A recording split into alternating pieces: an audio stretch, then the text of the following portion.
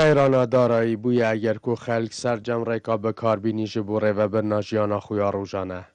فهمیجی یک جوان حوالاتیانه اکوا کنجی ناحیه شلادزه. کو جیاراوی و خیزانوی لسر فروتنا تیتنه. وکاو دی بجی سرارای خرابی ها جگاره کشانه لی اف تیتنه هند خرابی وک جگارن دی کارتیکنه لسر تندرستی خلق ناکد.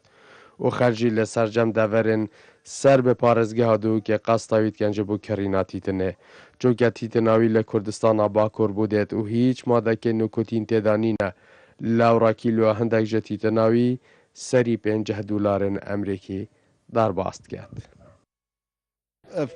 اف خو دکتر نبیشن بس ام گله جوره چونه دکتری گویی تو چی جوری کشی از خون اصابم گویی از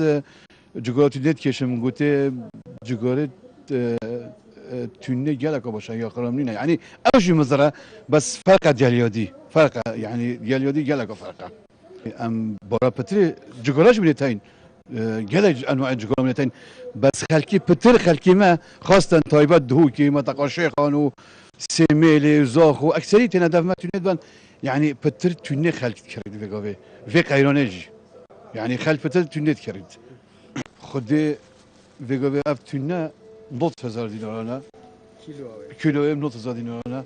وما بحفتي شورا هات يهلا بوچه اول الويله اش تايبت تاين الجوره ام الشمزينا فرد كنا جوره وما كنا اوشي فرد كنا هلاش بهند جراند بيت فهمی ویجی دیارد که جبه نابودنگی تیتنا باجرم با کوره کردستان لورا بردام خلدا خازا تیتناوید کرد. تونه ترکات مشهورن وکیا موشه بدلیسه رنکی چبتا منطقه جولمیه تونه گلک مشهوره و